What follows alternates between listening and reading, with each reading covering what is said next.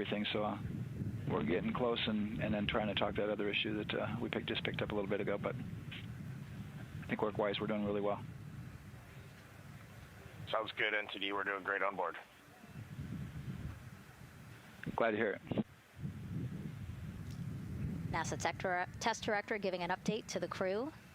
Some messages flashed on their displays. Just wanted to say that they didn't have to worry about that. We're going to clear that.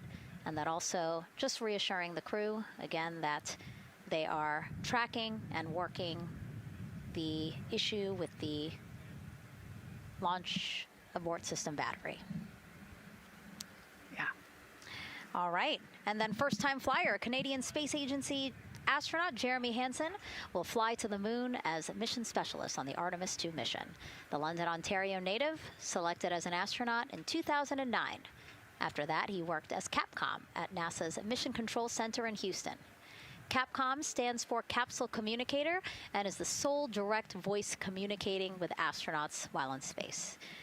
Jeremy also participated in training exercises, really cool ones like living on the ocean floor off the coast of Florida to simulate deep space exploration for a week. In 2017, he became the first Canadian to lead a NASA astronaut class. He also enjoys getting out on a sailboat, rock climbing, and mountain biking. He has a wife and 3 children. And he's the one that you see bottom left-hand corner of your screen. I know, I'm trying to see what he's doing there. Christina's looking too. And so there is your Artemis II crew inside the Orion spacecraft. And this is actually the 7th time NASA astronauts will launch on a new NASA spacecraft designed for crew. And if you're wondering about the first 6 crewed test flights, here they are.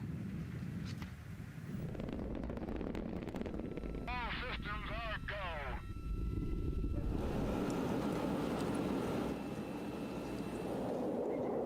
go. Gemini 3, Gus Grissom, John Young, March 23, 1965. Apollo 7, Wally Schirra, Don Isley, Walt Cunningham, October 11th, 1968. Space Transportation System, or STS-1, John Young, Robert Crippen, April 12th, 1981. Then NASA's SpaceX Demo 2, Doug Hurley, Bob Behnken, May 30th, 2020, followed by NASA's Boeing crew flight tests. Butch Wilmore, Sonny Williams, June 5th, 2024. And now, Artemis II with Reed, Victor, Christina, and Jeremy. It is really surprising, honestly, to hear that through all these decades, through all these launches we've had, this is only our 7th new vehicle that we're testing for crew. Yeah, you know, we have so many different missions that we think about and we talk about, but really 7 vehicles that we've tested and that we're flying. You know, I like to think of spaceflight really as a permanent test, right? We have, you know, hundreds of missions or so. You know, an airplane that gets tested and then flown has thousands of data points. And so really spaceflight is always going to be in the test field. And I think it's important to remember that, especially as we put humans on rockets that we never have before, or for the 7th time we start a new vehicle and a new mission. Just getting word now that White Room closeouts are complete. And so the closeout crew is preparing to leave the pad. It's exciting stuff. We are making good time, and the closeout crew is doing really well. 41 minutes, 43 seconds and counting until the opening of our window. And Artemis II is a 10-day mission that will send the 4-person crew on a journey around the moon and back to Earth. It will be a critical step towards future lunar and Mars missions.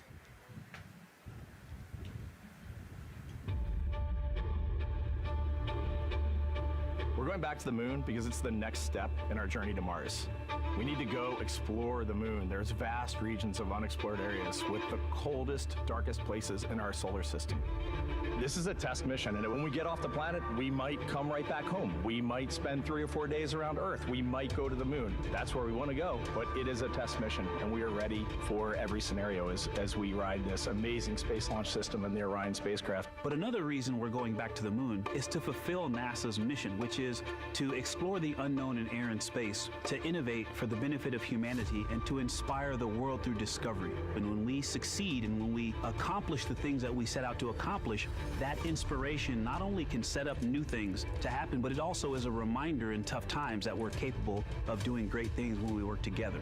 The thing I love about the moon is that it's not just a beacon for exploration and this platform of possibilities for incredible missions like this, but it has benefits. That's actually why we're racing towards it.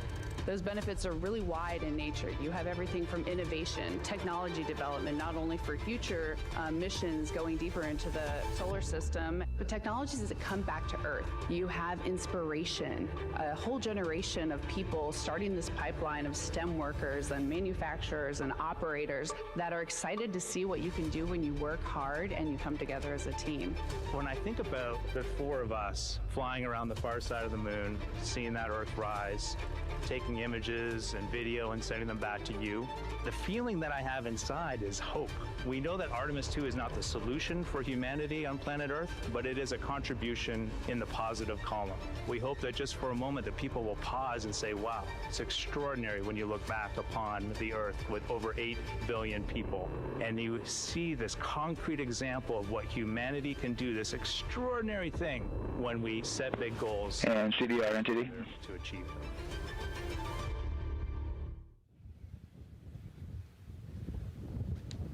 And so Mission Control Houston will control the flight of Orion after a liftoff here at Kennedy Space Center. Here's Gary Jordan, who's embedded with that team. Gary, you might have to pause because we did just hear a call out to the commander Copy all, Jeff.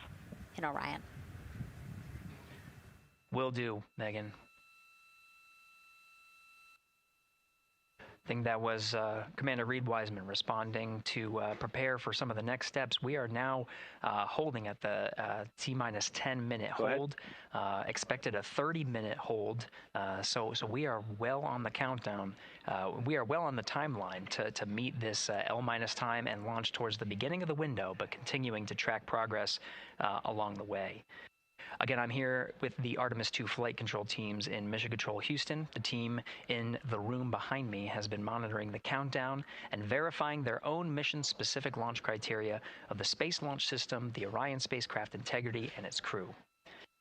During the final poll before launch, if all looks good from each of the flight controllers in this room, Flight Director Judd Freeling will report a go for launch from Houston Flight. Upon liftoff, teams here take control of the mission and communicate with the crew while they fly on the Space Launch System.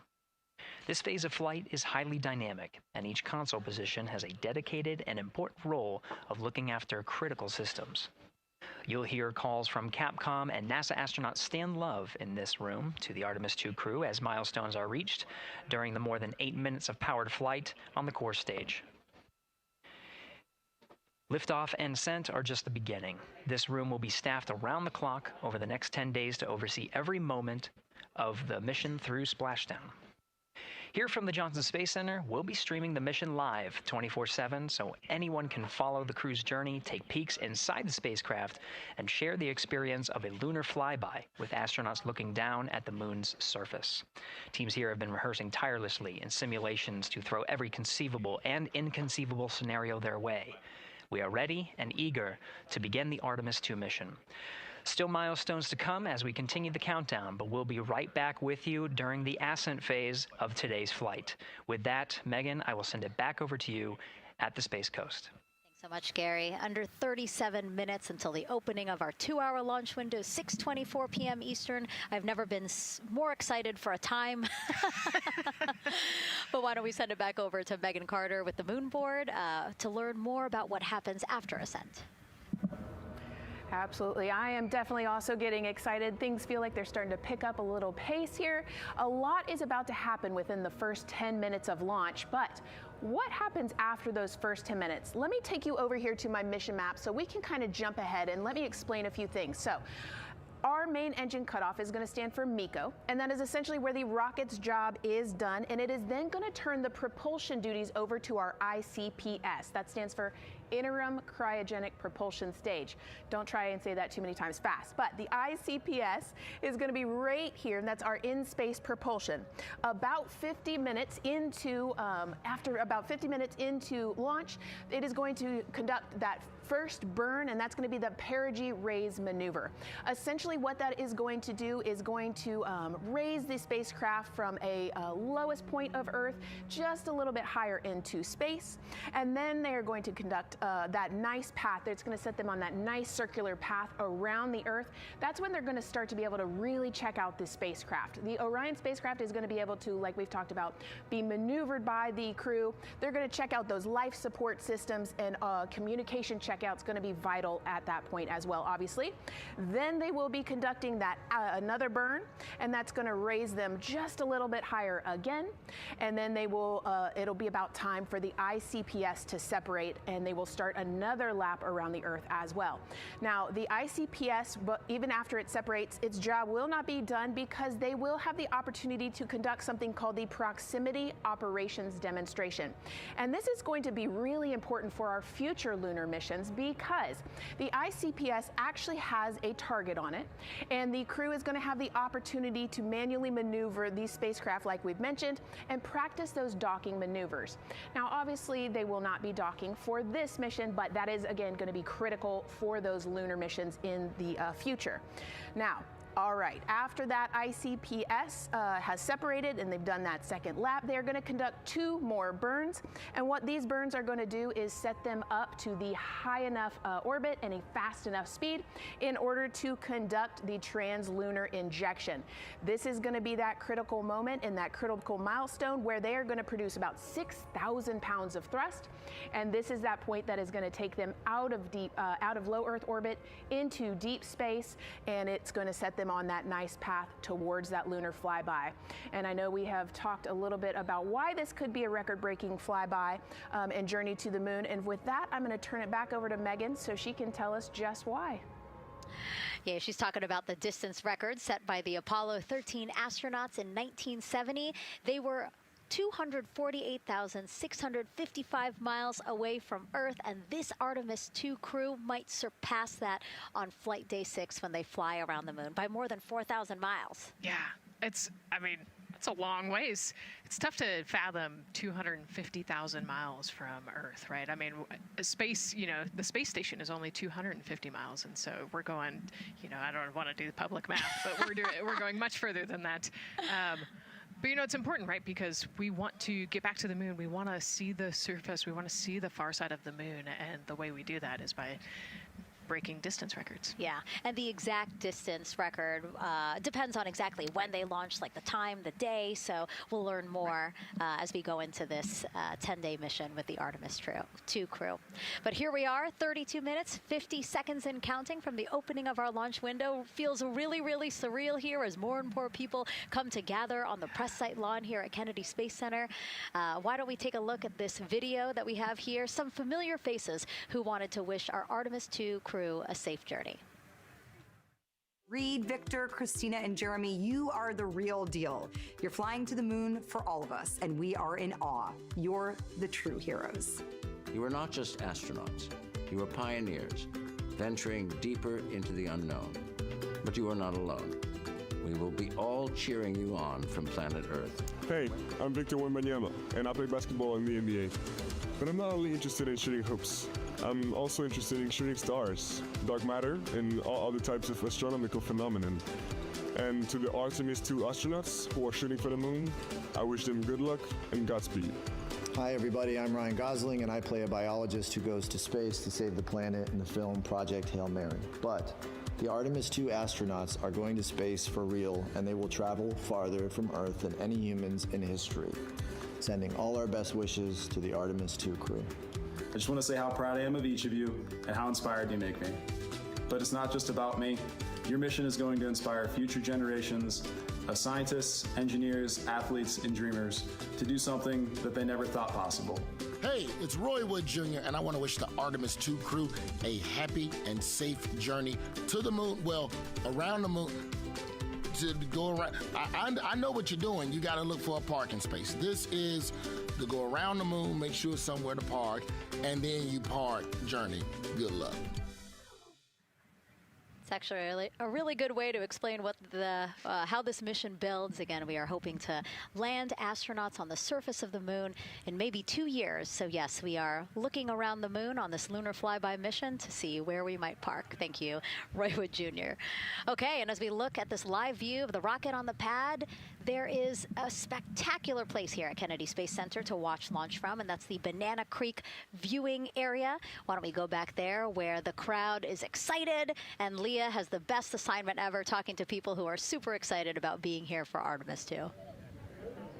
Oh my gosh, Megan, you talk about the excitement being palpable. I'm telling you, everybody here on pins and needles as we get just about half an hour away from launch. I've been walking around talking to people, and I'm just struck again and again by how many people are here from across the agency. I want to introduce you to just a small portion of the people across NASA who have been supporting this mission. Patty Ortiz, NASA Armstrong Flight Research Center, Orion program. Orion. Kathy Graves, Glenn Research Center, Office of STEM Engagement. Here we go. David Alexander, NASA Glenn Research Center, Office of STEM Engagement. Jennifer Becerra, Johnson Space Center, the Office of STEM Engagement. Here we go. Right back here. Where are you from? I'm from NASA Glenn Research Center, Joseph Panakitis. Joseph, here we go. Wes Furman from APL.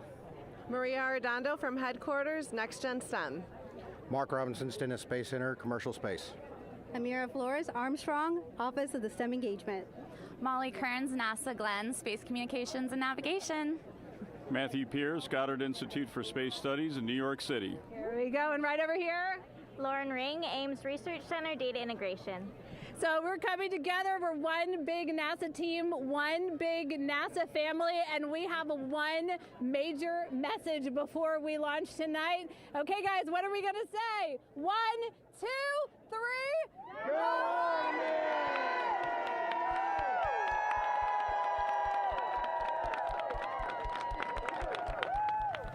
Oh my gosh, that made me so emotional. That was so inspiring to see. I mean, wow, yeah, that was great.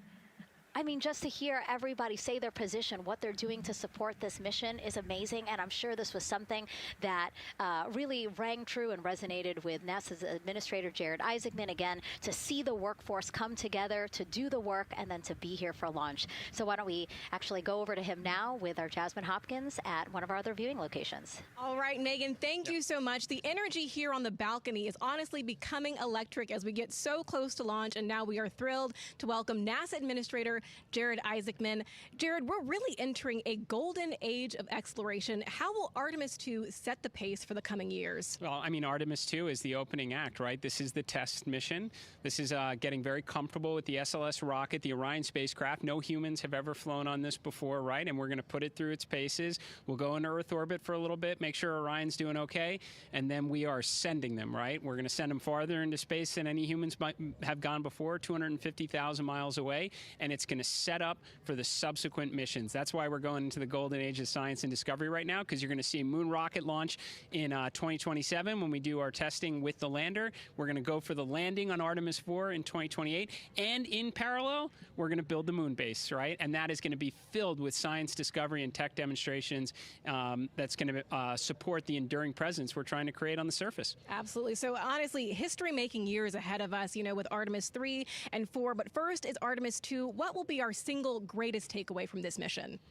Well, I'll tell you, I mean, after ignition, to me, the moment that I'm going to be most excited for is splashdown. There's no question about that. Good shoots coming down off the West Coast. But look, I think the takeaway from this is gaining extreme comfort in the Orion spacecraft, right? I mean, this is very different than what we've done for more than a half century, right? I mean, the velocities that spacecraft is going to re-enter at, it's going to be new territory for us. We want to get our arms around that completely. So I would say the performance of SLS plus Orion is everything on this one. We want to make sure we do it in as a safe way as we possibly can, understanding what we are undertaking right here, bring our crew back, learn as much we can from the vehicle, set up for Artemis III in 2027. Right. And Administrator, we've actually had a pretty young audience today here, some kids running around the balcony. How do you hope Artemis II inspires that next generation? You know, I talk about this all the time. Like, you know, one of our overarching KPIs that we should always be tracking is the number of people living and working in space. Well, you know what's another strong number 2 on that one?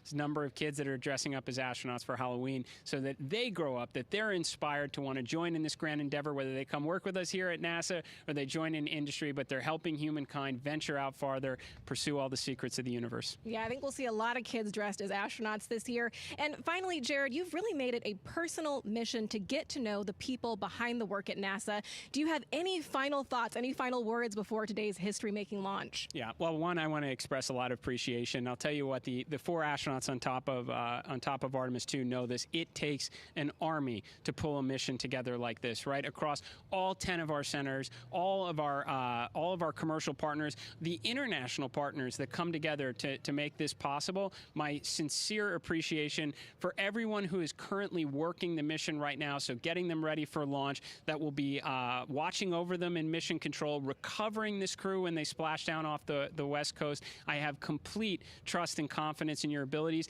and everybody else who's not directly working on Artemis II.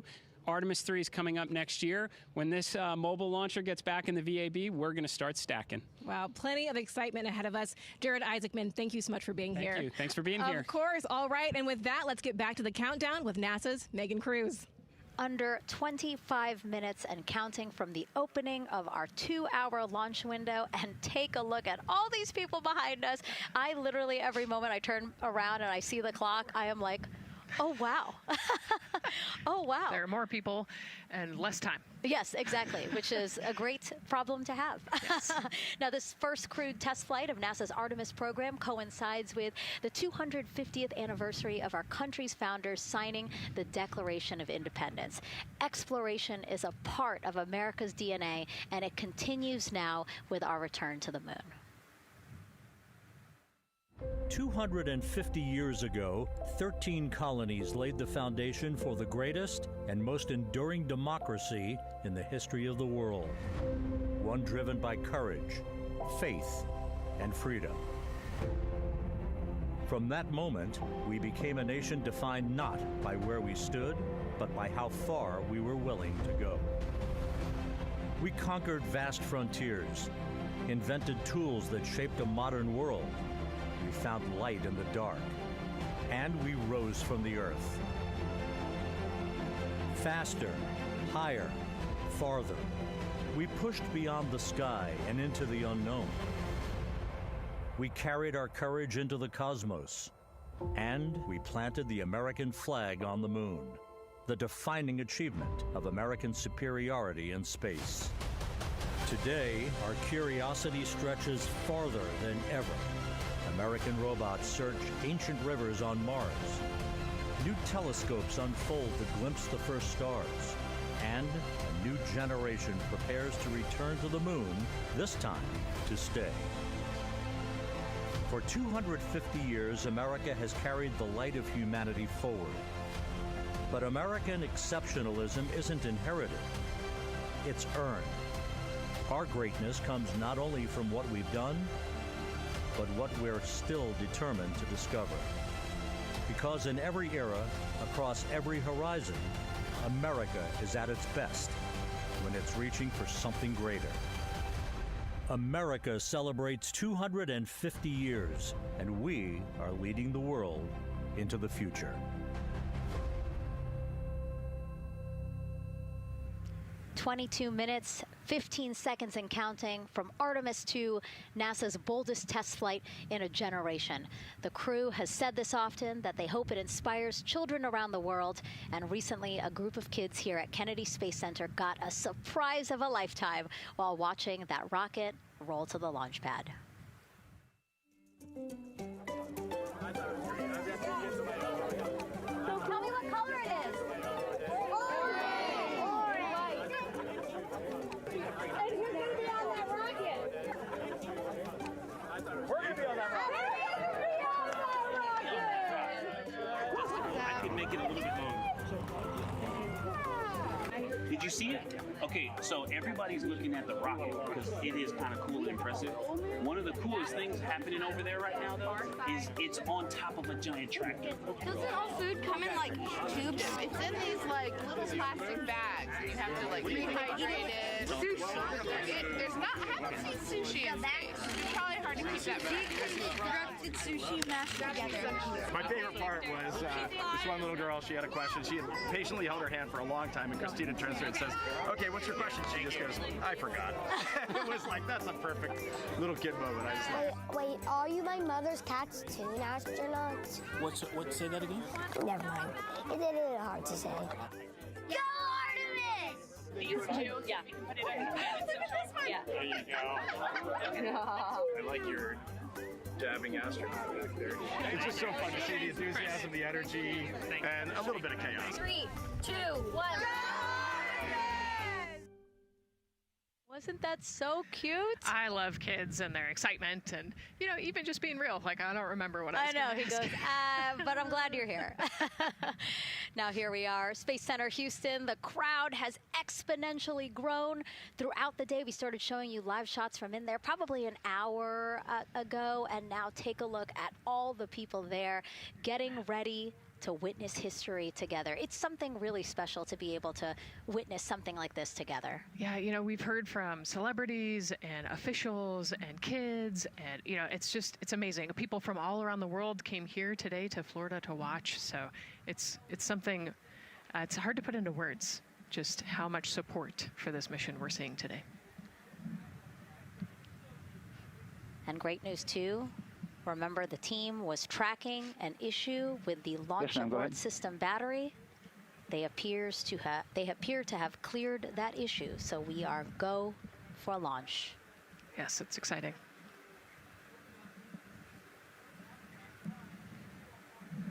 U.S. Space and Rocket Center here, Huntsville, Alabama, waving to the Artemis II crew sitting right there inside Orion.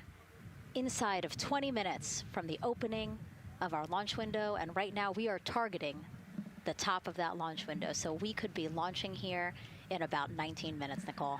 Wow, I don't know if I expected this today. I'm excited, and I'm glad they were able to clear the problem with the battery on the LAS, and everything has gone really smoothly today. It's been great. The weather cleared up. It's a beautiful day for a launch. And so now, as we are so close to possibly launch now, just what are your final thoughts as we are about to embark on a mission back to the moon, the first time in more than 50 years? Yeah, just so proud of the crew and all of the teams here on the ground that made this happen. They are carrying the torch from the Apollo era into the Artemis era. And, as the crew likes to say, they want to be the shoulders that the next generation. And let's see, GLS, can you help us with that, please?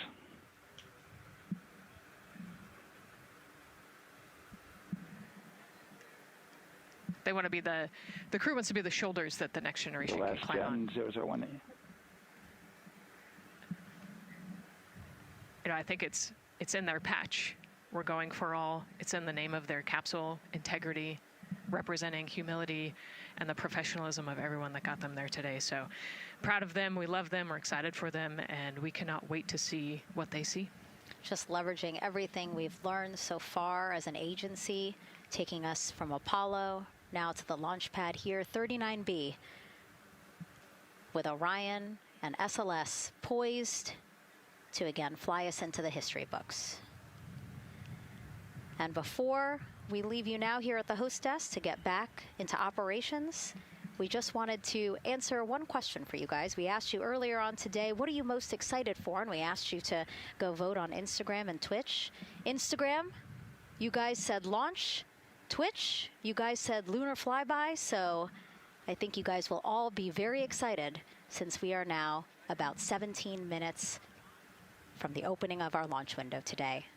And so with that, as we approach terminal count, let's send it back to Daryl Nail in firing room 1. Daryl. All right, thank you, Megan and Nicole. And just want to give you an update on the launch abort system that you just reported that they cleared. They believe, they're convinced, this is an instrumentation failure. So There are 2 batteries on the LAS. The LAS, of course, and with the help of my 2-year-old son's model rocket, Daniel said I could use this, so it's okay. The LAS is right here. It's the tower above Orion. Orion capsule is inside of here. It's used to pull Orion off the rocket in case the rocket is something's going on with the rocket, either on the pad or in flight. 2 batteries are bad. Well, I'm sorry, one of the 2 batteries reported an out-of-family temperature, and it was very much out of family. And so they checked their data going back into the vehicle assembly building where they recharged the batteries and worked on them. And they have good, solid data, they reported, that tells them that this is an instrumentation failure, that there's something wrong with the sensor. And so they took it before the mission management team, which has to accept the risk, any changes to launch commit criteria, which this would be one, and they all fully accepted it. So now we are clear as far as that constraint is concerned. And one quick thing as we count down now, we are getting into the final minutes before liftoff. There's a 2-hour window. We haven't quite set the T0 yet, but this is a list of the cutouts. There are 150 cutouts that are included for this 2-hour launch window, and that's important. They're in very small print. That's important because there's basically 16 minutes inside this window that they cannot launch. And these are because of small things flying in orbit. There's a lot more things in orbit than there were back in Artemis I when we had 35 to 40 cutouts. For that reason, because of these 156 cutouts, they're going to be managing the launch window as we go forward. So they may have to wait out one of these cutouts. They range in time between 2 seconds to 23 seconds, but you'll hear the NASA test director talk through that. We're getting ready to merge that loop from NASA test director Jeff Spaulding.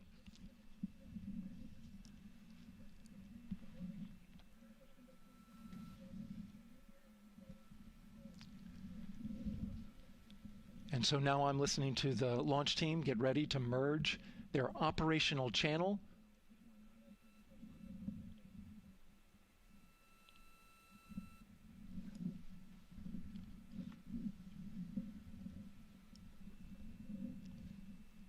We're now entering one of the most consequential phases of launch day, and that's terminal count, the final 10 minutes. And OTC, NTD on 212 for comm check. Good, comm. How me? I hear you the same. STC? 2. GTC? GTC is on 212. All right, copy that. NASA Test Director Jeff Spaulding confirming communications with his team.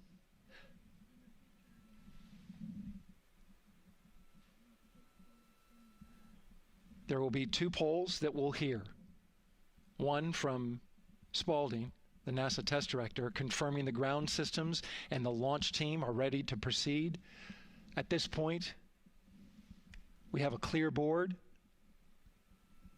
no constraints, but we need confirmation from each individual on the NASA Test Director team. So we'll hear him poll his team. The other poll that we're waiting for is the poll from Launch Director Charlie Blackwell Thompson, who will take that final status from NASA management before giving the go to come out of a hold. And you're seeing the clock count down at L minus 12 minutes. CCL, OTC, Orion, RS1. CCL. Yes, sir. Reconfigure ARS primary loop ISO valves. Copy, that's in work. And CDR, OTC, Orion, RS1. Go. ARS loop ISO valves are being closed at this time. Integrity copies. NGDLP. Go. Yes, I had a discussion with Sea Ice and with MER Manager regarding the observation the Sea Ice had a few minutes ago. They were able to confirm with BCI photos that the condition that they observed has been there since 2025. MER Manager has had a chance to review the findings, and they do not have any constraints from either a Sea Ice or MER Manager perspective. Okay. Copy all. And Launch Director NTD, you copy? Yes, sir. I copy. That's good news. OTC CCL 212. OTC. ARS primary loop isolation valve configuration is complete. Copy.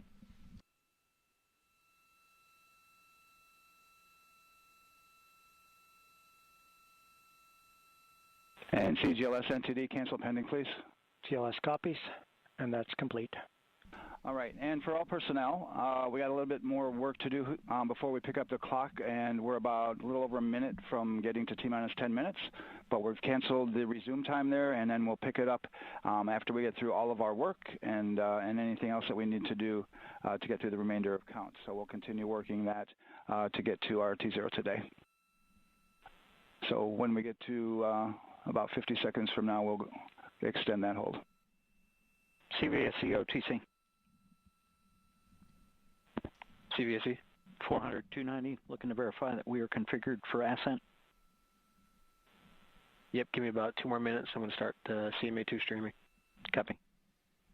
NTD COSE hold requested. Copy that. I have an LCC violation of O-CT-004, S-band transponder anomaly. This was a transient LCC violation, so transponder 1 had a demodulated SNR estimate that went down to 2 dBm when it should have been between 10 and 13. It is now back up to 12, but we did lose that for just a moment. It does not appear that we lost our bit sync or carrier lock, which would be indicative that we lost our lock with the vehicle. So at this point, recommendation would still be go. However, we do have a pre-planned contingency procedure if we want to look at that. But again, this was transient, so we're back in a nominal range. All right, let's see, LPE NTD. Yeah, we're not seeing that hit, so I guess the question for COSE, was that less than 3 samples? Was that below our persistence? Stand by, let me look. It did look like it did persist for several seconds on mine, but let me take a look at the number of samples. Could I get a repeat on the affected LCC, please? Yes, ma'am. That's going to be O-CT-004. Thank you.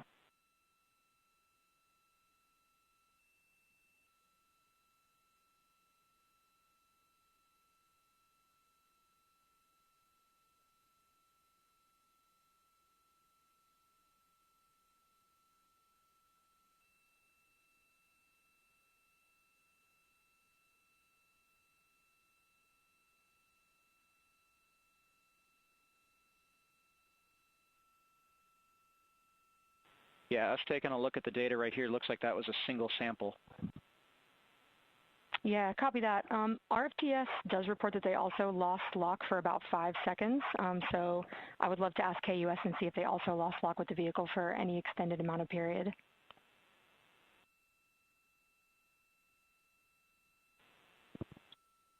And COSE, while we're doing that, these are 1/10 hertz measurements, correct? So we would have had to lose it for over 10 seconds to get a second sample? Yes, sir, that's correct. It is 1/10 hertz. Yeah, so from our perspective, the allowance is effectively up to 30 seconds, up to 3 samples based on the 1/10 hertz. This is not an LCC violation, I believe. Yes, sir. I would agree with that at this point. Copy that. We're checking with KUS on 232. I don't think they have 212 access. We're trying to verify, but it sounds like they have a loss of lock as well. About 2 seconds. Okay. And I guess for both KUS and COSE, do we have lock now? That's affirmed. We do have lock for COSE.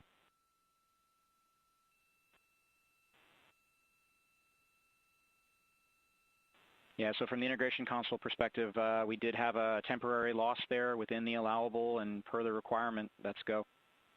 And this is Houston Flight. We have lock and we have good telemetry here in GSE. And KUS has reported too, they have good lock now.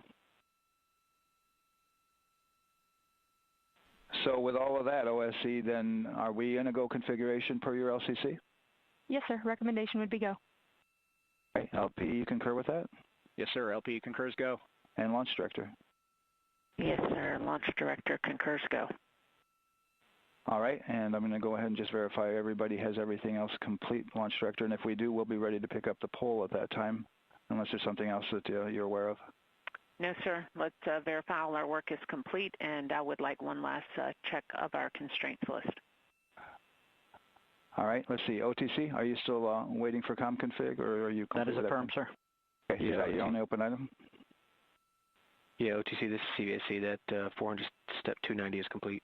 Copy. Okay, so OTC, you're complete with all of your work? That's affirmed. All right, copy that. STC? STC is complete. And GTC? GTC is complete. Okay, excellent. All right, and LPE, just want to verify we have no open constraints at this time. No open constraints. We have a clear board, sir. Okay, tracking the same here. And Launch Director, with that, we are clear and ready to pick up the launch readiness poll with your go. All right, sir. I am go for the poll. All right. And for all personnel, this is the NTD conducting the Artemis II launch readiness check. Verify ready to resume count and go for launch. OTC. GTC is go. STC. STC is go. GTC. C's go. MCO. CO is go. Safety Console. Safety Console is go. LPE. LPE's go. RTD. RTD's go. Houston Flight. Houston Flight is go. ROC. ROC is go. And CDR. Crew is go. Copy that. Thank you, Reed. And Launch Director, NTD, our launch team is ready to proceed at this time. All right, NTD, I copy all. At this time, I'll perform my poll. Attention on the net. This is the Launch Director performing the final poll for launch, verifying no constraints, and go for launch. EGS, Program Chief Engineer. Artemis Chief Engineers are go. Copy, thank you. EGS, Chief Safety Officer. The Artemis CSOs are go. Copy, thank you. Range Weather. Launch weather is go. Thank you, LWO. And Artemis MMT Chair. MMT's go. Thank you, John. And Integrity Launch Director. Good to hear your voice, Charlie. PLT. Thank you, Charlie. This is Victor. We are going for our families. MS1. This is Christina. We are going for our teammates. MS2. This is Jeremy. We are going for all humanity. All right, Charlie, your Artemis II crew is go for launch. Full send. I copy that. Reed, Victor, Christina, and Jeremy. On this historic mission, you take with you the heart of this Artemis team, the daring spirit of the American people and our partners across the globe, and the hopes and dreams of a new generation. Good luck. Godspeed, Artemis II. Let's go.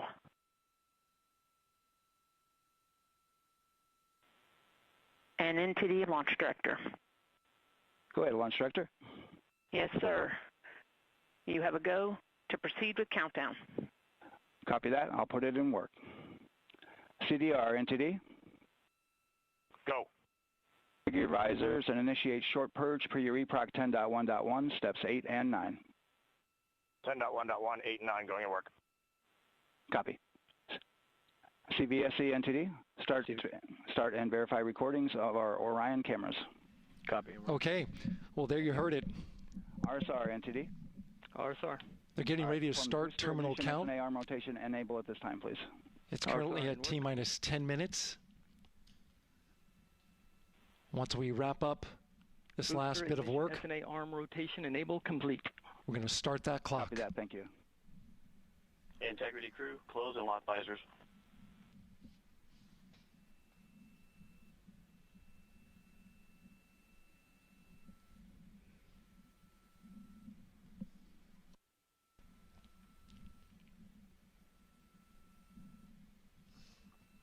You heard an issue, worked in real time with telemetry lock on the Orion. It was transitory. It was very short. They checked the data, confirmed that they had a good lock This was with the S-band transmitter on the Orion. Worked through that issue, looked at the data, and cleared it. All with the world watching. Impressive work by the launch team. So we have a 2-hour window, which starts in just a few minutes at 6:24 p.m. Eastern Time and goes until 8:24 p.m. Eastern Time. And ECL NTD will be waiting for your verification on the short purge. ECL copies. And for all personnel, once we get that short purge verification, we'll verify that we are clear to go, and then we'll proceed with the terminal count.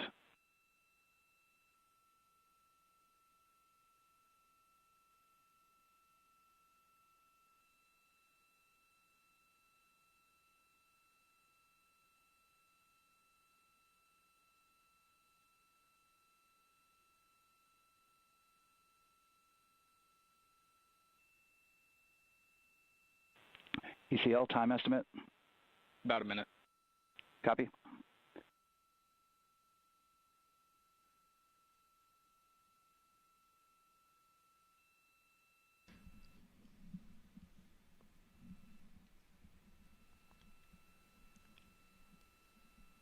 So we're going into the launch window, but not by much, it looks like. Just wrapping up some final work. And once that's completed, you'll hear NASA Test Director Jeff Spaulding ask for the ground launch sequencer operator to go ahead and start the clock. The ground launch sequencer is an application software. It runs on top of the launch control system in the firing room, acts like a conductor of an orchestra, executing hundreds of commands in precise order and timing. It's all autonomous. NTD CCL 212, short purge initiation is verified. All right, copy that, and we're verifying our constraints.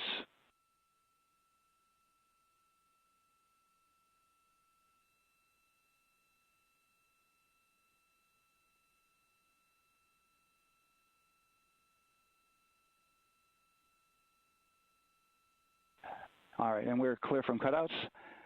And with that, we're going to resume the clock momentarily. And CGLS, you can resume the clock on your mark. GLS copies.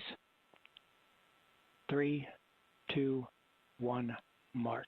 GLS mainline has been initiated. T-minus 10 minutes and counting.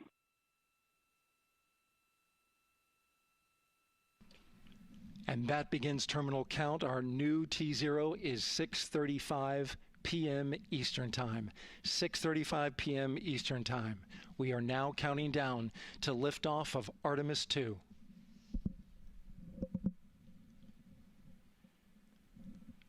From now on, you're going to hear two voices on the loops. If everything goes nominally, NASA Test Director Jeff Spaulding, who's directly managing the launch team, and Alex Bendelos, the GLS operator who closely monitors the software. He has the ability to stop and restart the countdown.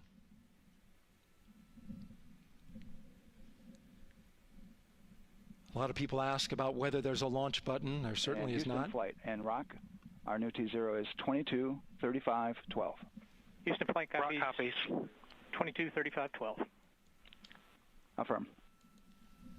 There you heard confirmation of the exact T0, 6:35 and 12 seconds p.m. Eastern Time. Again, our T0 is 6:35 and 12 seconds p.m. Eastern Time. But as I was saying, there's no launch button. This is autonomous. But there is a button that keeps you from launching, and that button allows the GLS operator to pause the countdown outside of terminal count and during terminal count and submit a hold to the next holding point. So the clock won't stop right away. If there's an issue, we'll go to the next stable holding point. This is how GLS configures the rocket and ground systems to a stable point where they can stop the countdown if that's needed. But right now, we are counting down. Our next big milestone, looking to retract the crew access arm. GLS is go for crew access arm retract. And there you see the crew access arm moving away.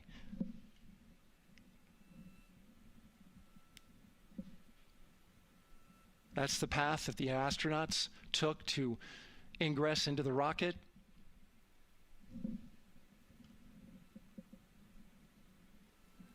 Until this point, that was their way off the pad if they needed to evacuate. But now with that arm retracting, the backup transitions to a launch abort system. And they'll begin arming that shortly.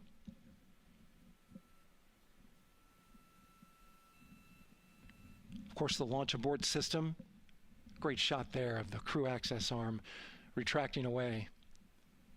The launch abort system is the tower at the top, and that's what would pull Orion and its crew off the top of the rocket in case of an emergency, whether it's on the ground or in flight. This is critical safety hardware that protects the lives of the astronauts.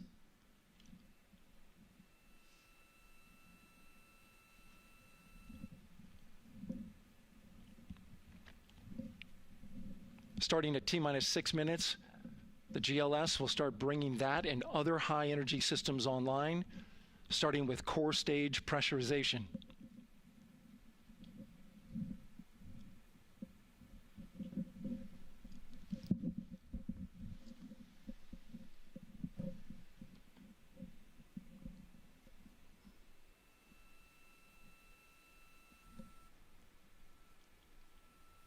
Weather is 90% go. The range is go. All systems are go.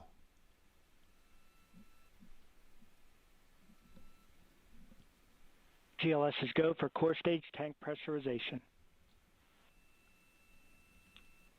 That means the replenish valve for the liquid hydrogen tank has now closed, and that tank is beginning to pressurize to flight levels because that hydrogen is naturally boiling inside the tank.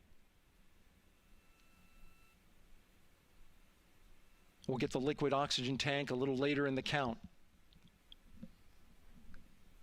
Now the team is waiting for verification that, if needed, the Artemis II crew could use the launch abort system to pull Orion safely off the top of the rocket in an emergency. Let's listen in for that call. GLS verifies last capability available. And CDR, do you copy? CDR copies, last available. That's great news, and you heard the NTD verify that with the commander of the mission. GLS is go for FTS arm. Now work is being done to arm the flight termination system. This is so the range safety can send a flight termination command if the rocket flies too far off track. There's a brief built-in delay, so the launch abort system has time to pull the astronauts to safety first. GLS is go for LH2 high flow bleed check. All right, the high flow bleed check. That's so the cryo team gets verification that the RS-25 engines, all 4 of them, are in the proper temperature range for launch.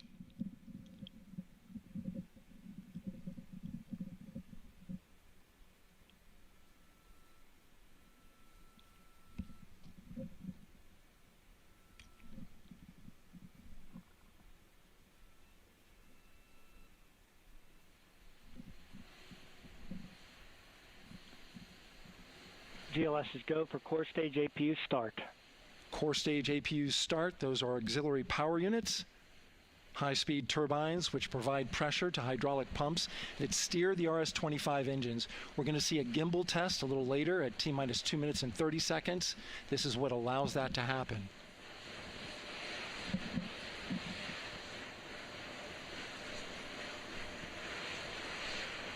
Coming up in about 20 seconds, we're listening for go for purge sequence 4.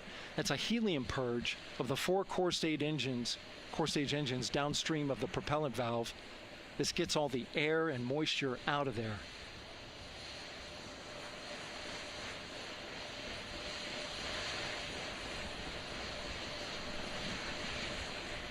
GLS is go for purge sequence 4. Moving through the milestones. All is looking good.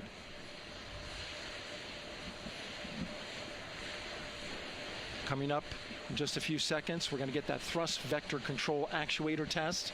This is a gimbaling of the engines.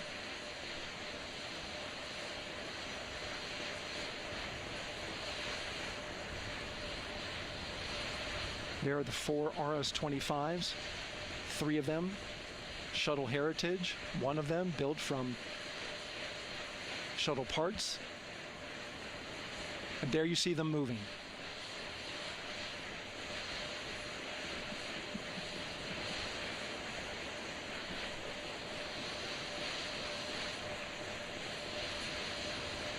Now we're going to start moving the power from both the upper stage and the lower stage of the rocket to internal, taking ground power away and now going to battery power. GLS is go for upper stage to internal power. All right, power is removed from the rocket's upper stage, the ICPS, and it's been switched to battery. Same milestone for the lower core stage coming up at T-minus 1 minute and 30 seconds. Right now, the 4-person Artemis II crew is 248,000 miles away from the moon.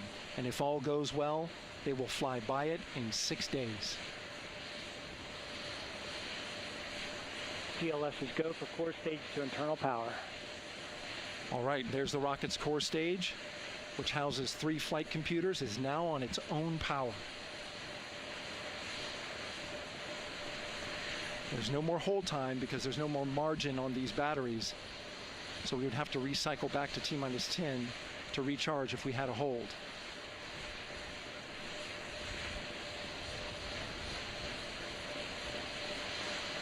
One minute.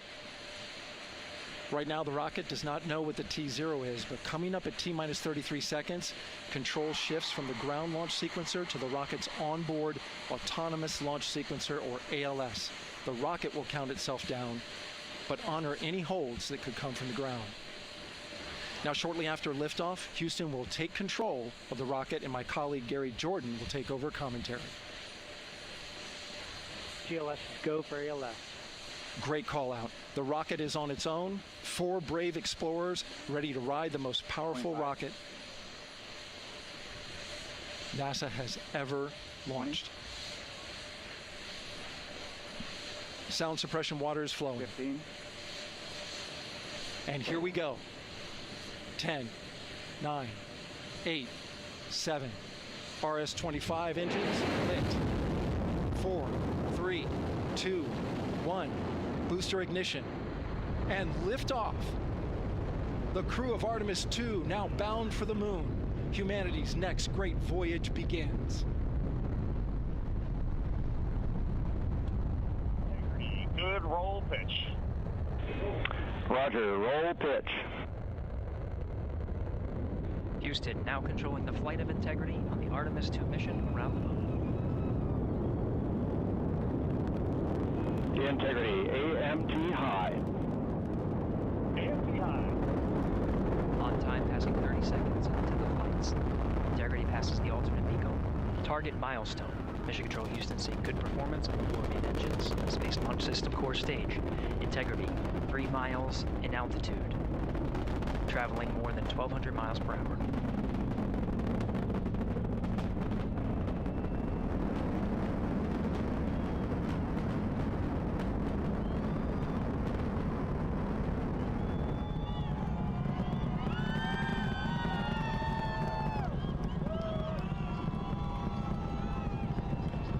Mission elapsed time, passing 1 minute, approaching max Q. On, Ponce de Leon. Stan, we have you loud and clear on Ponce de Leon. Have you the same? Communication signal transfer confirmed as Integrity and its crew go supersonic. Approaching 90 seconds into the Artemis II mission. Integrity is 14 miles in altitude, 8 miles downrange, traveling more than 2,600 miles per hour.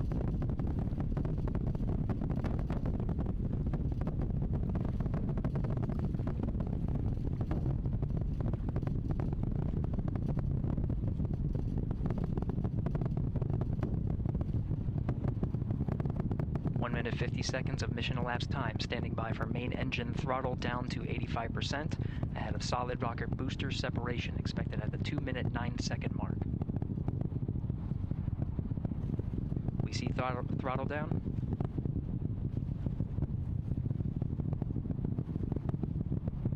Confirmed separation. Main engines throttling up, guidance converged.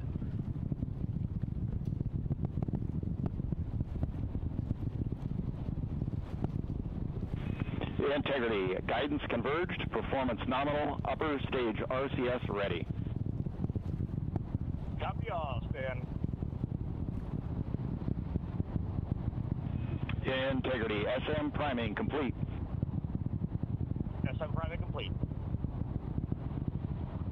2 minutes 45 seconds of mission elapsed time into the Artemis II mission. Thrusters on Integrity and upper stage confirmed in a ready state ahead of service module fairing separation.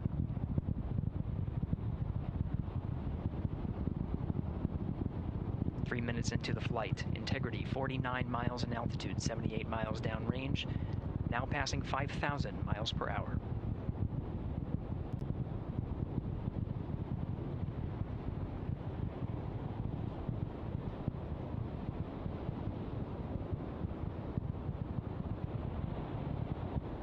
Standing by for launch abort system jettison. Houston Integrity, good last jettison, great view. Copy jettison, Team Eco 8+02. We see the same on board, Stan. And Houston has you loud and clear on TDRS at the Kármán line. Outstanding, Stan, we have you the same. 3 minutes 50 seconds into the flight of Artemis II, Wiseman, Glover, Cook, and Hansen cross the boundary to space with good comm checks. GPS signals acquired after last jettison now working on internal checks to verify accuracy. Flight Dynamics Officer analyzed the time of main engine cutoff, confirmed at 8 minutes 2 seconds, time of MECO.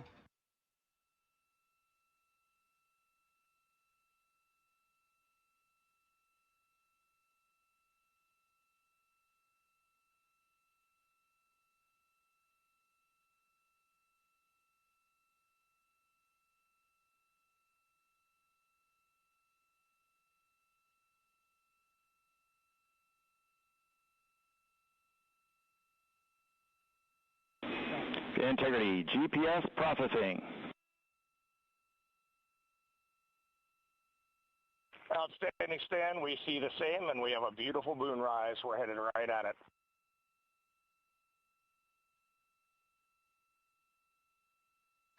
Approaching 5 minutes into the flight, Commander Reed Wiseman confirms he has visuals of his destination. GPS guidance, navigation, and control software finishes internal checks and sends to navigation channels. Integrity, 3 engine press. 3 engine press. On time, now passing 5 minutes 20 seconds of mission elapsed time into the Artemis II mission. At this point, 3 good main engines are all that's needed to carry Integrity to a nominal main engine cutoff target. Though at this time, we're seeing 4 good engines here in Mission Control Houston. Integrity, 75 miles in altitude, 330 miles downrange, approaching 10,000 miles per hour.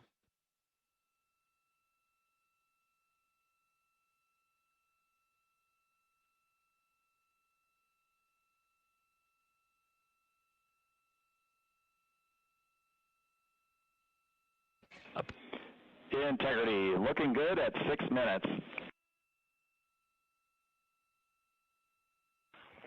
Same on board, Stan. Good trajectory and engine performance. Booster officer will soon report the shutdown plan to Flight Director Judd Friedling, expected at the 7-minute mark. Integrity, 78 miles in altitude, 460 miles downrange. Integrity, expect nominal shutdown. Integrity copies nominal shutdown.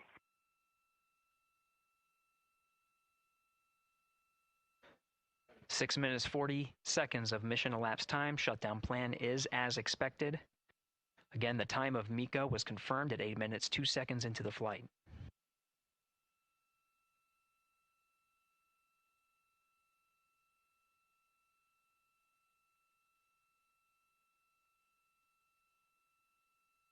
Seven minutes of mission elapsed time. Throttling down as we approach the abort once around option. Milestone at the 7-minute 30-second mark. Now 84 miles in altitude, 650 miles downrange, traveling more than 15,000 miles per hour. Integrity, AOA open. AOA open. The window is now open for an abort once around option that would target splashdown in the Pacific Ocean. Still following nominal ascent at this time.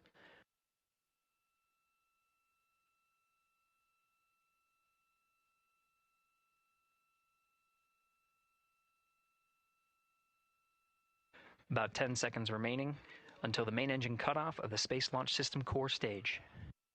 Standing by for confirmation of MECO and core stage separation.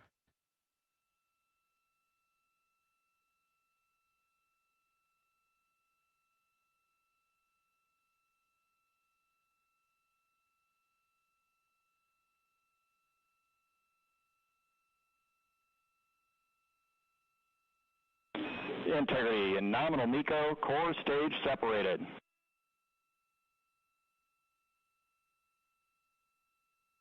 We see the same on board, Stan.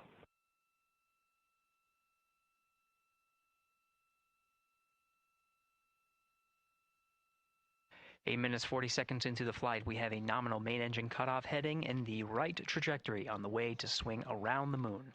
Core stage has separated, done its job. The Space Launch System upper stage, the interim cryogenic propulsion stage, or ICPS, still attached to the Orion spacecraft.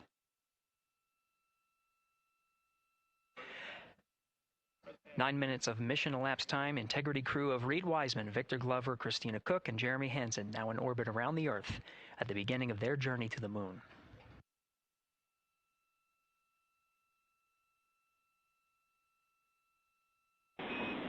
Integrity Houston, looking ahead to PRM numbers so far per the pad.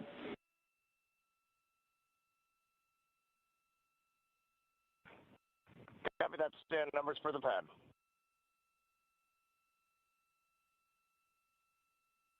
Capcom Stan Loves now reminding the crew that the perigee raise maneuver time of ignition is as expected prior to booster ignition. That time being 49 minutes, 50 seconds of mission elapsed time.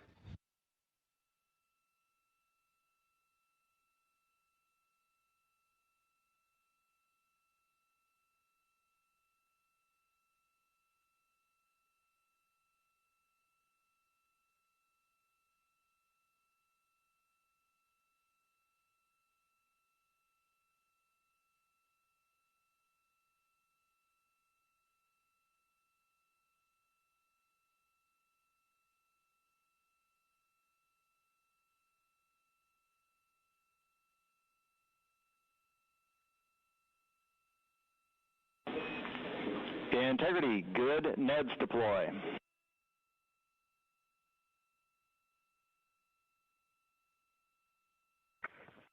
Copy that, Stan. Good, Neds.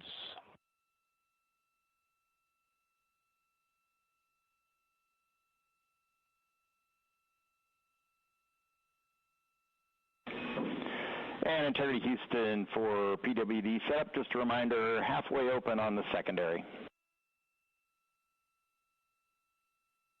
We copy that, Stan. Halfway open.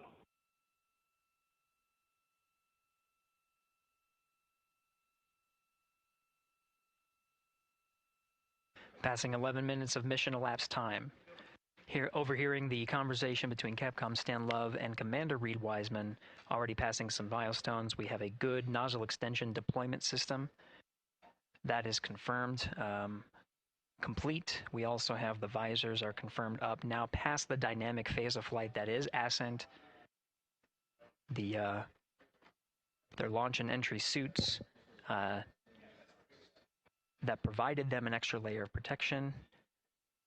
Now not as needed. They're going to raise those visors. And later in today's mission, they will begin to egress or get out of the suits to begin some of their initial tasks of activating some of the systems aboard in the Integrity spacecraft. It's passing 12 minutes of mission elapsed time. Again, the perigee raise maneuver that's targeted near 50 minutes of mission elapsed time, 49 minutes, 50 seconds. That's what the crew is going to be working towards. The Commander Reed Wiseman, pilot Victor Glover will focus on preparing for that milestone. In the meantime, mission specialists Christina Cook and Jeremy Hansen will start some of the activation of environmental control life support systems. You may hear confirmation of their activation over the Orion to Earth communication network.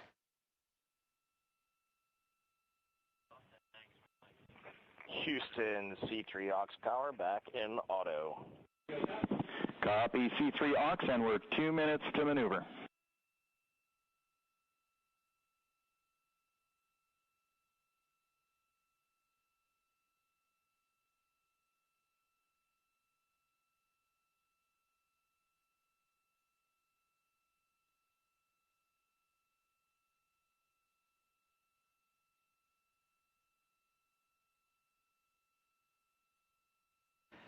"13 minutes and 30 seconds of mission elapsed time. We're going to continue to follow the crew of the Artemis II mission.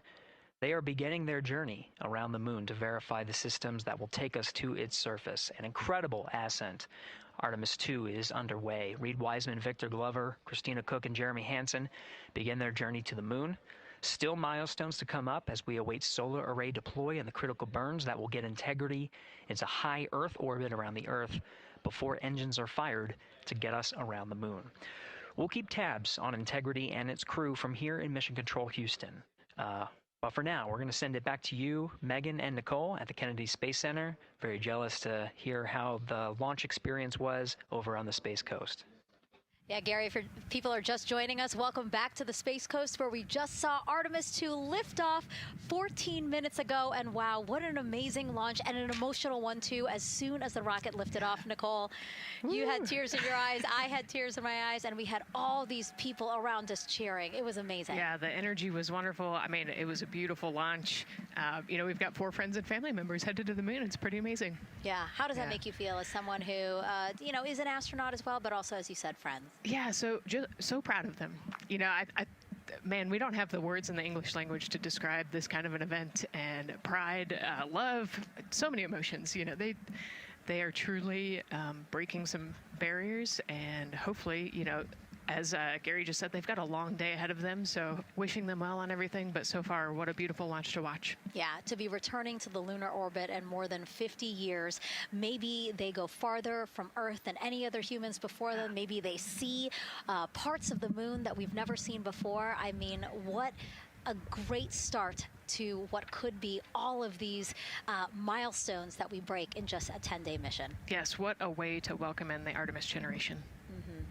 Yeah, how do you feel? I mean, we saw some beautiful shots we were covering of course, the rocket, of course, the Earth falling away as we continued up into our ascents, but also some of those crowd shots where we saw young and old just emotional, overcome by this history-making moment. Man, we are going back to the moon for all, and we saw that today. We saw that in all the crowds. And yeah, you guys just saw that view, the sunrise or sunset, I guess. They just made it over the crest of the Earth, and you could see the sun peeking over. One of my favorite views from space. And I can't imagine what they're looking at now, and I can't wait to see what they're looking at in about 5 or 6 days. Yeah, and you know, I know a lot of people are like, you know what, I'm surprised this launched on the first try, because we know, like any little thing, we have to be keeping safety in mind, and we want to make sure we're ready to go. But we were ready to go, and I think it surprised a lot of people. What a wonderful surprise on this Wednesday evening. It did, you know, and it kind of surprised me as well. But you know, it's just a testament to the team here that has been working so hard on Artemis. You know, Artemis 1, we learned a ton of lessons. We learned a ton from the wet dress for Artemis 2. We were able to go in, fix those things. We even had a couple mishaps today, not mishaps, but a couple, you know, anomalies today that the team creatively came up with solutions for. It's just a testament to the teamwork that gets us to the moon. And so we can continue to watch Christina, Reed, Victor, and Jeremy on their way now to the moon in Earth's orbit and awaiting the next in-flight milestones, deploying Orion's solar arrays. So why don't we get back in with Mission Control and Gary. Hey, thank you, Megan. Again, we're following along on the action. It is a long day. They have a number of procedures they need to get to immediately in their timeline. And Integrity Houston, cross-tie is on board per the ETSI-DEM. We copy, Houston. Thank you.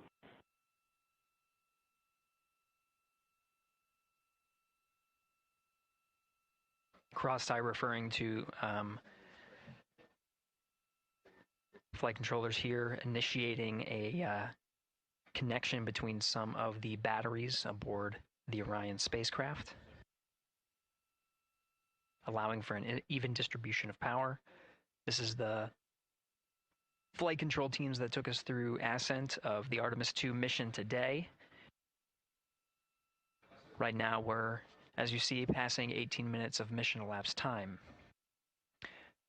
The Orion spacecraft integrity and the interim cryogenic propulsion system are maneuvering tail to sun. It is in this orientation, this attitude. Integrity, any words on that momentary prop caution?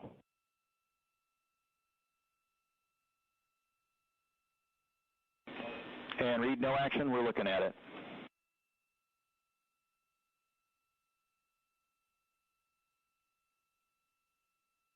Commander Reed Wiseman verifying what is being routed to his displays aboard Integrity. Propulsion engineer confirming that no action is needed at this time. They're pressing through with their nominal procedures to prepare for the perigee raise maneuver. And of course, the solar array wing deploy ahead of that. The solar wing deploy is a critical milestone. We'll continue to have our coverage follow the mission until that deployment. A successful launch is just the beginning. The deployment of the solar arrays and successful confirmation that those solar array wings are drawing power is a significant milestone and says to the flight control teams that we will continue on today's mission. Power needs to be drawn to continue through some of the next milestones.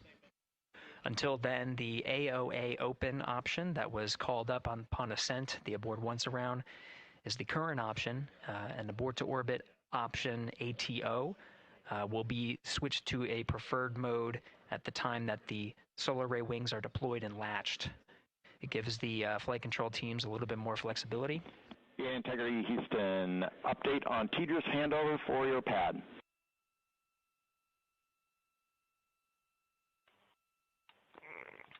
Give us just 1 minute.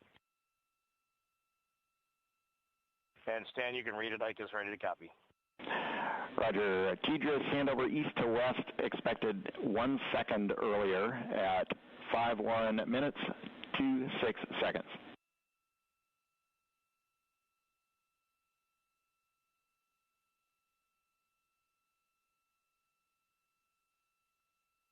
All right, Stan, we copy 1 second earlier for 5126 TDRS east to west, and saws are starting to deploy. Thermal knives are firing. We concur. Thanks for the report.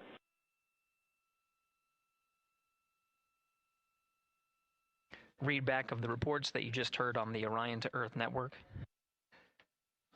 Integrity has maneuvered tail to sun. The RL-10 nozzle on the end of the ICPS is pointed towards the sun, and the solar array deployment sequence has begun.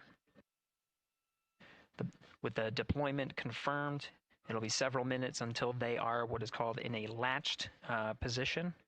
Once they are latched and confirmed to be drawing power, they can switch the mode to ATO and continue along the mission. The teacher's handover at the pad, that message meant the crew was provided some preliminary numbers of when to expect handovers between the tracking and data relay satellites. Currently orbiting Earth at an altitude of 545 statute miles above the Earth. They are in a near-Earth network communication system, the tracking and data relay satellites, geosynchronous satellites that are stationed about 23,000 miles above the Earth.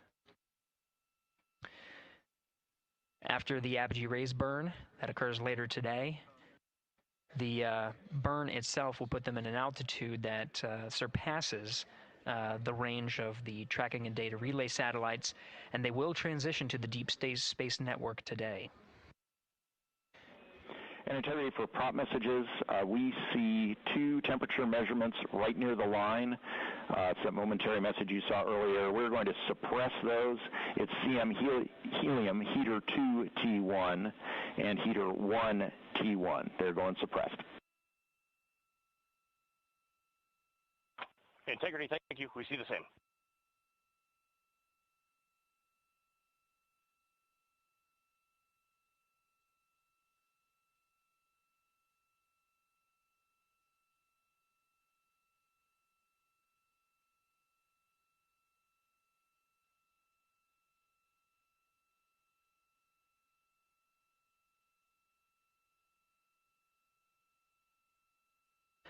This is Mission Control Houston, passing 23 minutes of mission elapsed time into the Artemis II mission.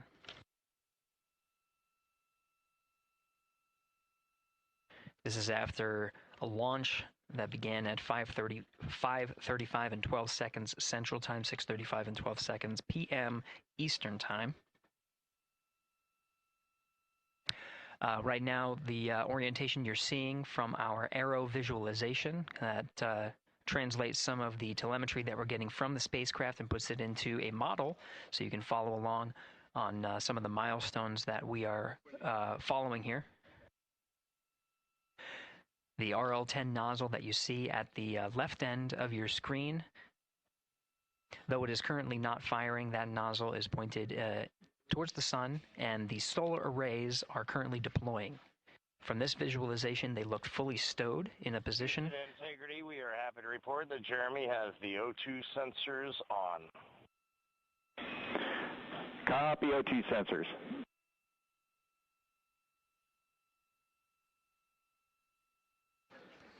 Again, Commander Reed Wiseman and pilot Victor Glover overseeing the deployment of the solar arrays. And we'll follow the attitude maneuver changes ahead of the first burn of the ICPS engine, the perigee raise maneuver. Integrity Houston, we see 4 saws deployed and latched, ready for ATO preferred. Yeah, we're almost there in the procedure stand, and we see the same thing. And Integrity Houston, we are seeing a 7-second miscompare between the MET on Orion and ICPS. We'd like you to read us the MET from your center status bar and for the ICPS on StackSum.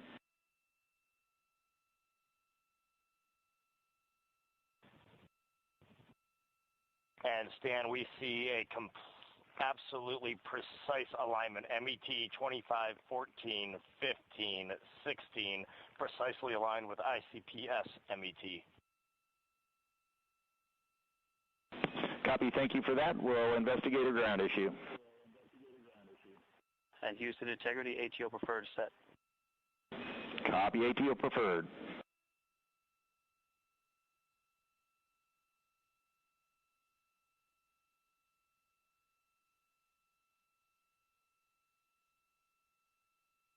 This is Mission Control Houston, 25 minutes, 45 seconds into the flight of Artemis II.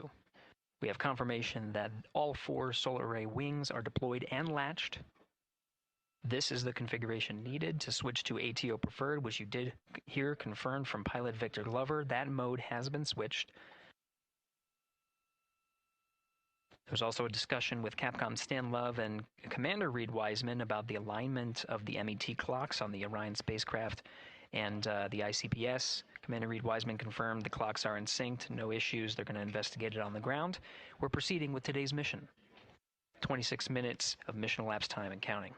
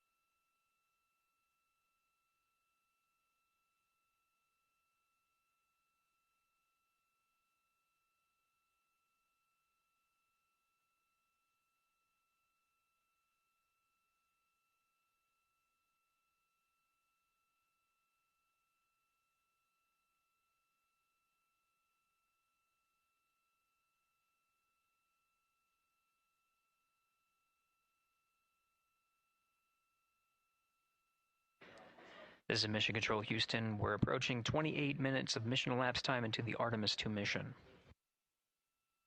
At this point, we've had a successful liftoff from the pad at 5:35 p.m. and 12 seconds p.m. Central Time, 6:35 and 12 seconds p.m. Eastern Time. We've had a good main engine cutoff, core stage separation, and a good trajectory to begin today's mission. Right now, the spacecraft has maneuvered tail to sun. We're standing by for another maneuver to maneuver into the burn attitude. This is where the RL-10 engine of the ICPS is pointed in the correct orientation for the perigee raise maneuver. We did hear confirmation that the perigee raise maneuver time of ignition has been confirmed per the pad, which means it was the predicted time prior to liftoff. Integrity for GNC, we're taking channel 1 to unfiltered and to BFS. Okay, Stan, we're watching. Go ahead.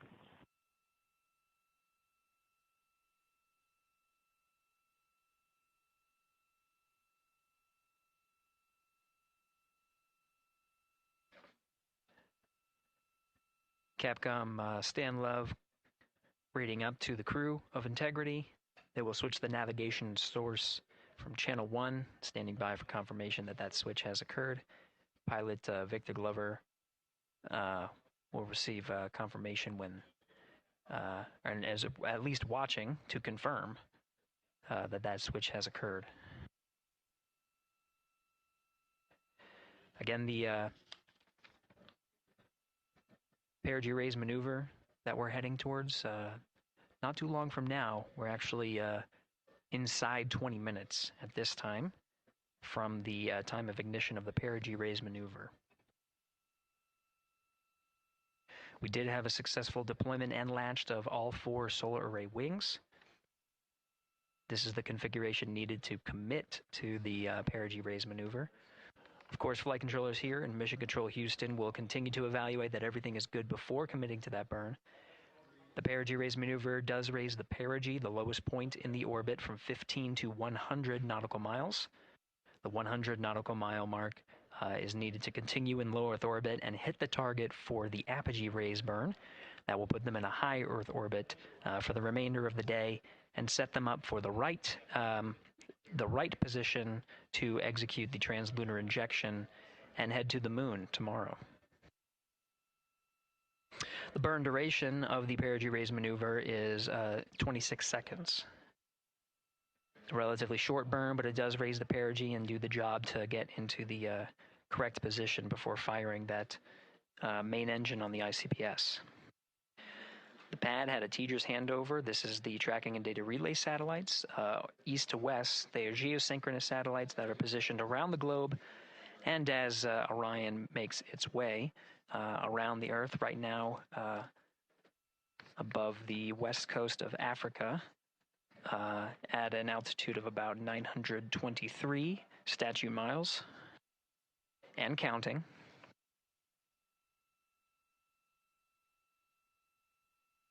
The perigee raise maneuver is not executed at the perigee. It is rather executed on the, actually closer to the apogee. But what it does is it raises the perigee at the other end of the orbit to 100 nautical miles.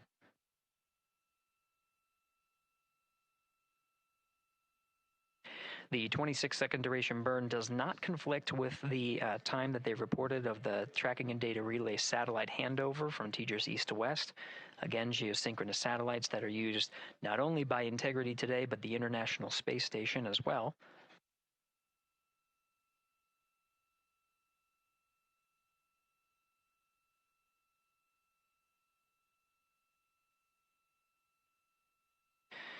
That time of handover is 51 minutes, 26 seconds.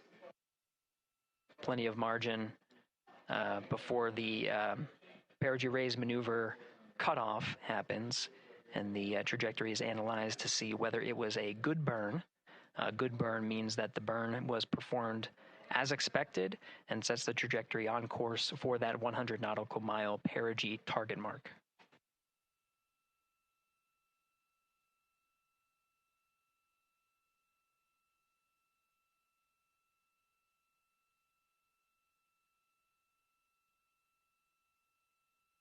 Again, for those sticking with us on NASA Plus and following along on our coverage, we will continue to follow and to cover the mission until, actually, we'll continue to cover the mission 24/7.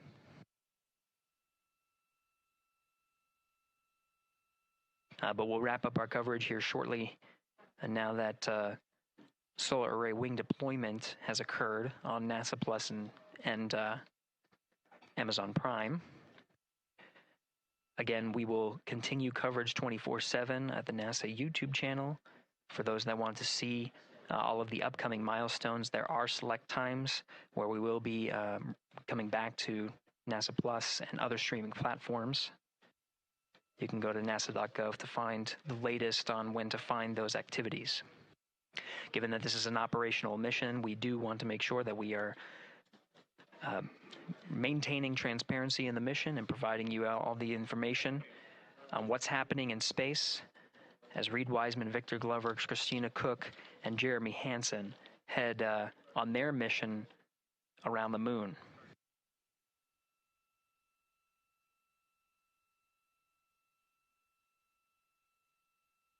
Inside Integrity at this time, again, the solar array wings have deployed. The Integrity is maneuvering to its burn attitude ahead of the execution of the perigee raise maneuver. Overseeing these steps is primarily done by Commander Reed Wiseman and pilot Victor Glover. Mission specialists Christina Cook and Jeremy Hansen focusing on some of the system activation inside of Orion, namely the environmental and control and life support systems. The activation and checkout of some of these critical systems are very important to continuing on the mission, making sure that those systems are in a good condition and in a reliable condition to provide the necessary environmental and control needs of the crew with humans on board through the duration of the mission that extends 10 flight days.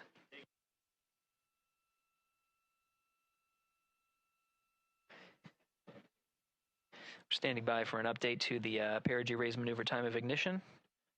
Should be right up to the crew very shortly. Integrity Houston, updated PRM numbers when you're ready to copy. All right, Houston, we are ready to copy. TIG is 2 seconds earlier at 4 minutes, 48 seconds. TIGO unchanged at 26 seconds. 49, 48, TIGO 26.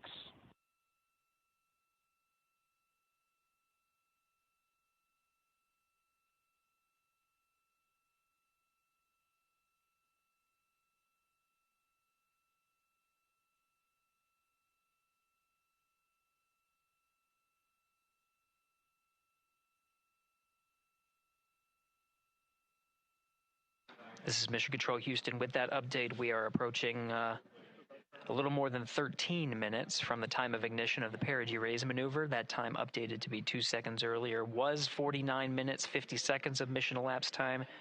We'll now move to 49 minutes, 48 seconds. The duration of the burn, that's what was referred to as the TGO, will still remain at 26 seconds. Relatively short duration burn, again, just raises the perigee of the orbit today.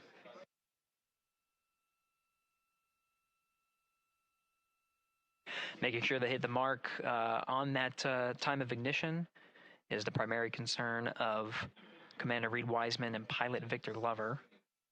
Mission specialist Christina Cook and Jeremy Hansen inside activating those environmental control and life support systems.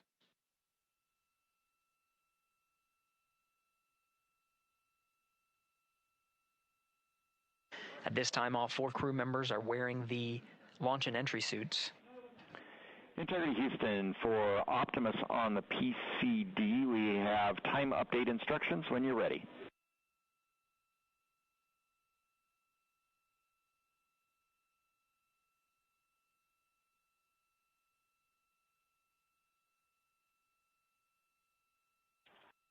And Houston, Integrity, we copy. Hands are pretty busy at this time. I think we will call you back when we're ready for that. All right, that one is not urgent. 2 minutes to maneuver to PRM attitude. We are watching and concurred. 90 seconds-ish, maybe. Pilot Victor Glover confirming that maneuver less than 2 minutes. Again, that the point of that maneuver is to point the main engine of the ICPS, the RL-10 engine, in the proper orientation to execute that 26-second burn. It needs to point in the correct position to achieve the goal of raising the perigee to 100 nautical miles.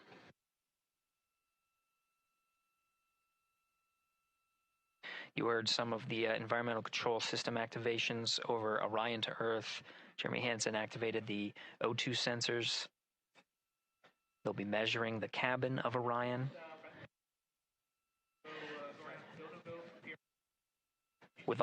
During all of the activations, here on the ground in Mission Control Houston, Flight Director Judd Freeling is doing a poll with all flight controllers in the room to see if we are in a go position to go ahead and execute the perigee raise maneuver. Once concluded, Stan Love will report it back up to the crew, and we'll stand by for that.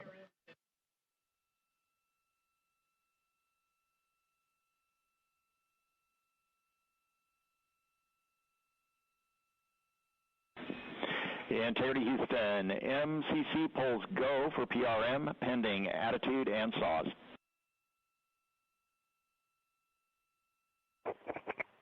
Okay, we copy. MCC is go. Maneuver starting.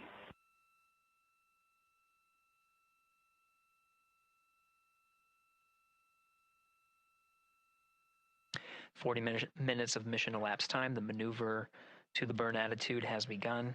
The maneuver also is paired with reorientation of the solar array wings that have been deployed. They will have various positions throughout the duration of the flight. Of course, solar array is meant to maximize the draw of power from the sun. So when deployed, we're in a biased solar array wing configuration that was called solar normal. This allows for the greatest surface area of the solar array wings to be drawing power and powering up those batteries of Integrity, of which a cross-tie was enabled between the four batteries, the four battery buses that are inside of Orion.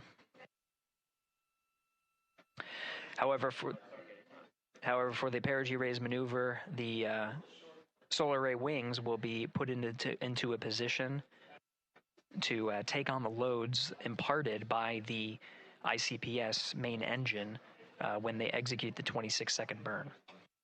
You can see in the animation here, the solar array wings are in motion, and the attitude is being reconfigured to point the engine in the correct direction, those solar array wings being pointed forward.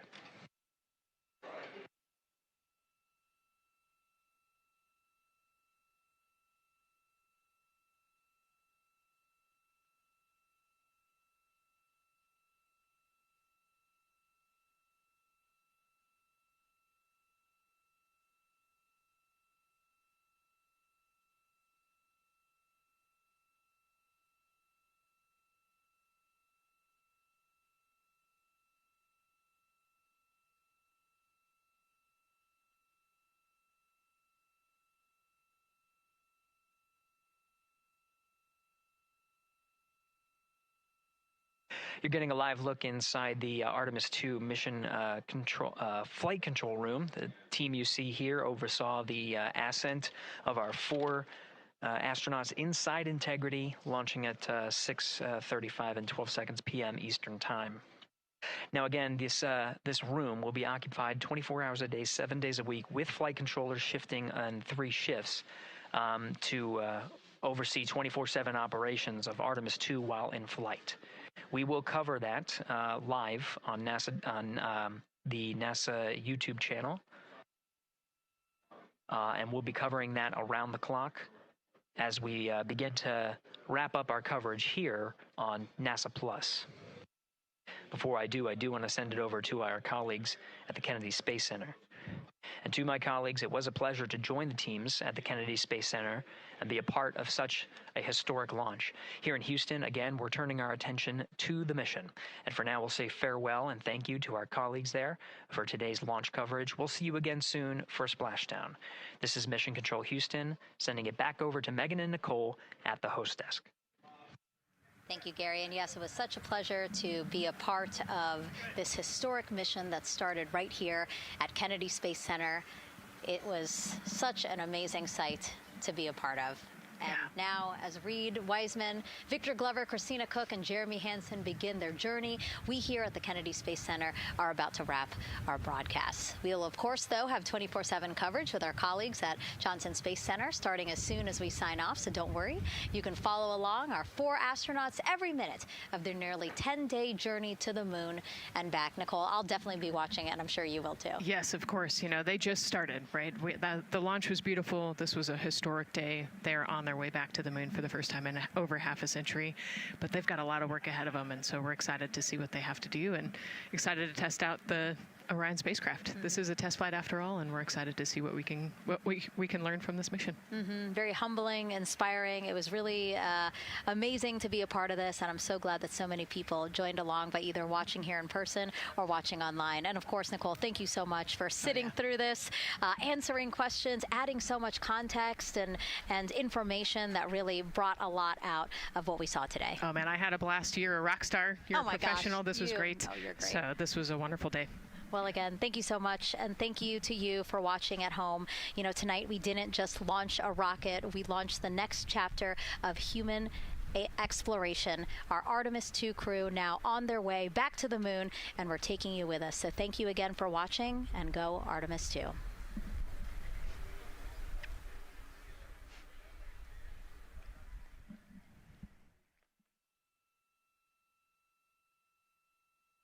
All 4 astronauts, and it appears all of them are undergoing their suit leak checks. Yes, a pre-flight tradition that we have seen with our crewed flights, the card game. The astronauts who have just left crew suit up and are now walking down a hallway. And here they are, NASA's Artemis II crew, taking their first steps outside for their historic test flight. And the 4 of them step into their astrovan. And off they go.